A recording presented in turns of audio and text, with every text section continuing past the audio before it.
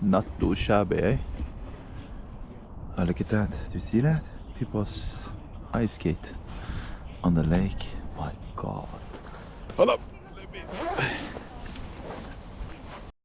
I mean, holy shit. Some people, respect to them. Holy shit. Fucking hell, that's so cool. And I'm all the way here.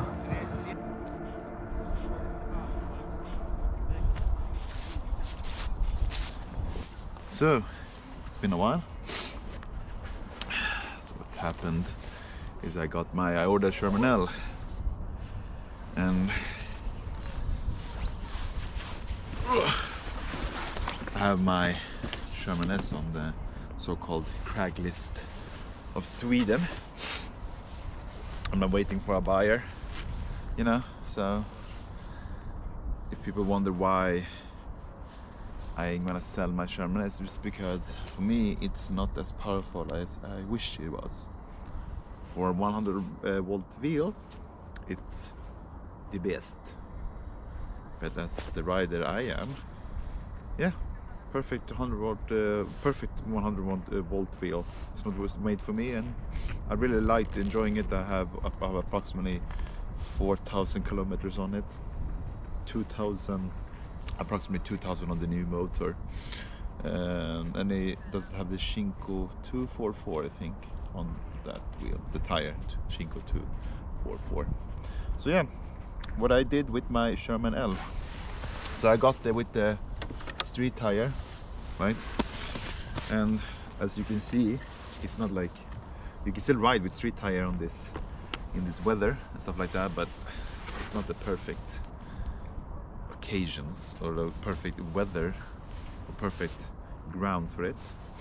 It's more like a bit icy there and here and slippery somewhere and there, and I don't want to risk it. It would be a shame to fall on a new wheel, you know, get the first mark on it. So I changed it to a CST tire. It was the stock tire that EX30 came with.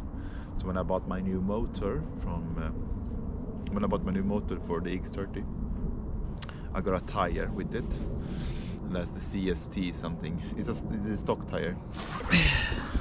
Hope that says something. It's quite similar to the Kenda stock tire that comes with like all wheels like before. Now it's so many new wheels that comes, you know, street tire there and street tire there, and Shinko knockoff and stuff like that.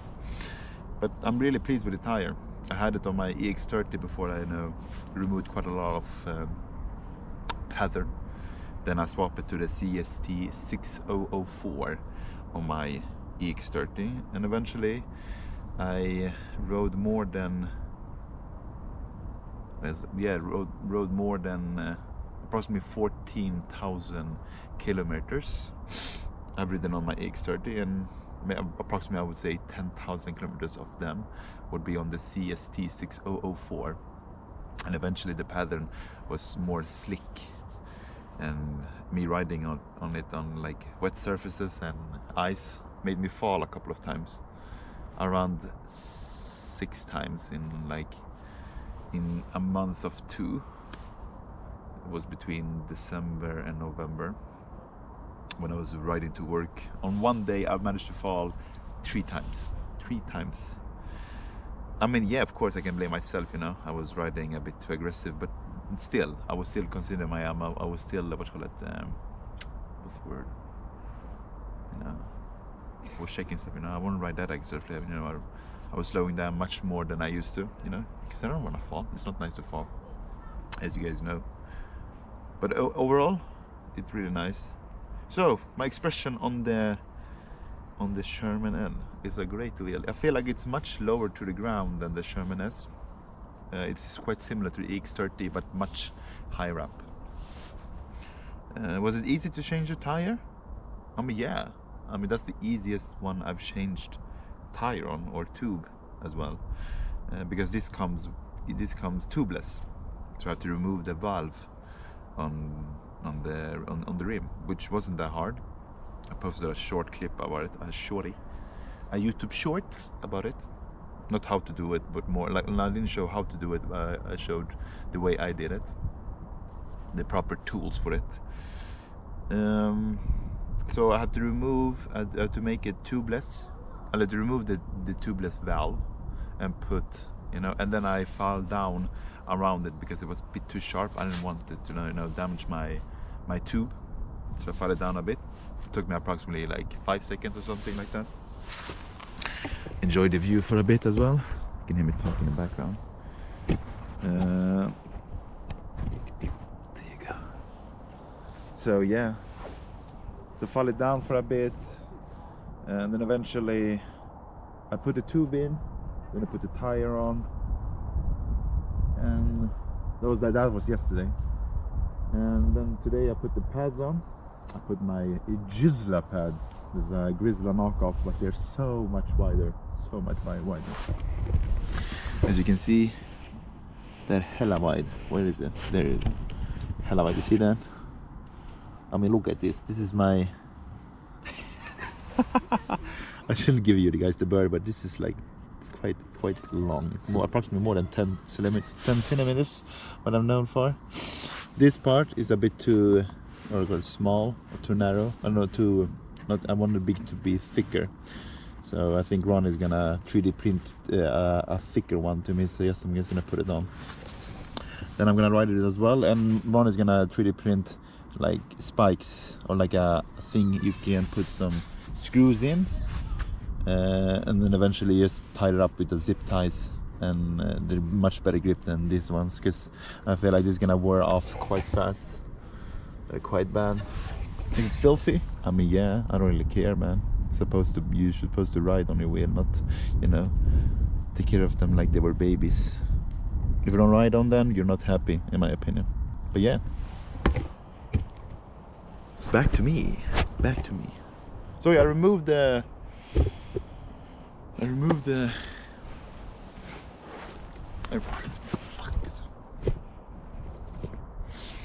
I removed, Jesus motherfucking Christ. I removed the tube, that's valve. Put it on, rode it here. I have approximately 40 psi on it. It's a bit too hard, but I mean, I'm kind of fine with it. Eventually I will just have to deal with it. I understand what Marty said about the trolley handle, but you know, it's something you will get used to it. Like, you will understand it's not like that big of a deal. It's quite nice. The wheel is really awesome, but that's like my first expression. It's quite easy to open up. It's the easiest wheel to change tire on, and I have had, excuse me, I've had 9 wheels. How many have I opened? But I've opened wheels that are not on mine. So I've had an 18XL, I've opened that. I have 16, I've had 8 Kingston 18XL, I've had Kingston 16X. I've opened it as well. Then I have the MSP high torque. I've opened that as well. I had a CST 6004 tire on it. I still love it to today. I've had Sherman Max, the worst wheel I've had. Changed tire on that as well. I've changed the motor on that as well. What else have I had? After that I've had Sherman S. I've had M10.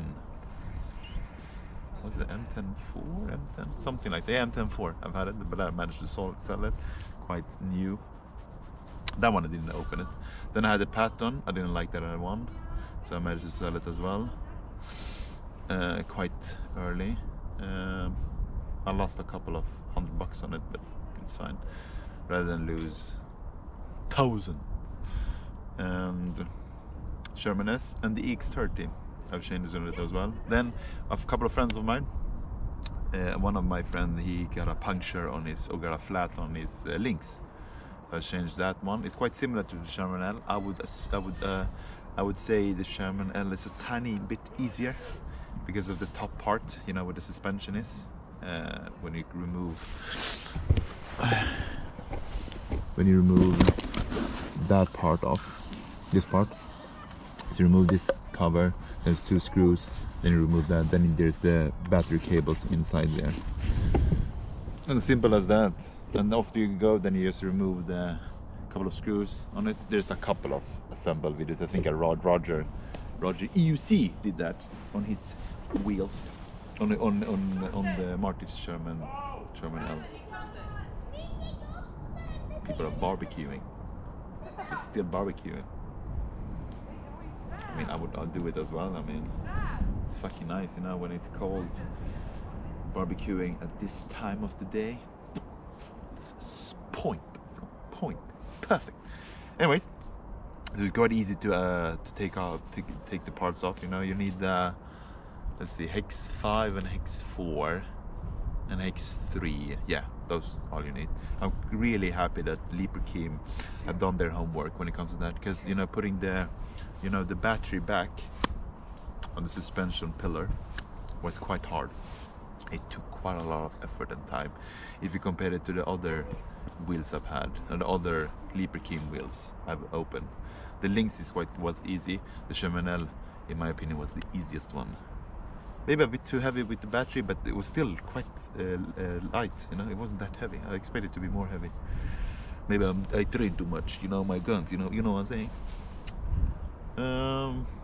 Yeah. So now I'm riding. I'm riding all alone. As the community in my group, all of them were busy. So I'm like, yeah, I can't be not riding on my wheel, especially when it's Saturday. This perfect weather. It's a bit toasty outside. Having a great time. Hope you guys are doing well. Hope you have started the year quite well and good. I will have a long video about my AX30 eventually, but all about all the problems, because I feel like Wrong Way have so many issues with these Begode wheels as well. Fuck me, man. And when I saw this with this Begode bad or Begode, what's it called? But anyways, I mean, he rides them quite aggressively as well, but still, I mean, it shouldn't happen like that. If you compare to other wheels, it's like throwing a dice, but it's against you, you know. It's not in your favor when you buy a Begode wheel. If you compare to Leaper-Kim wheels, in my opinion, it's more in your favor, or like it's more in your favor. They have done their homework. I mean, that's why it's one of the best wheels right now. Wheels from Leaper-Kim, except Abraham's and Patton, in my opinion. But you know, Abraham's is like whatever. Sherman Max is the worst wheel I've had. But I mean, I don't expect them to do great wheels in the beginning. Like their last suspension wheels were like one of the best ones on the market. Have they made a 100-volt wheel, like almost as strong as a 126-volt or 130-volt wheel from Begode? How do they do that? Oh, I don't know. But they found the secret. They found the formula to success, to speed, to the power. Oh wow, it shut down. What the hell? Oh shit, don't fall.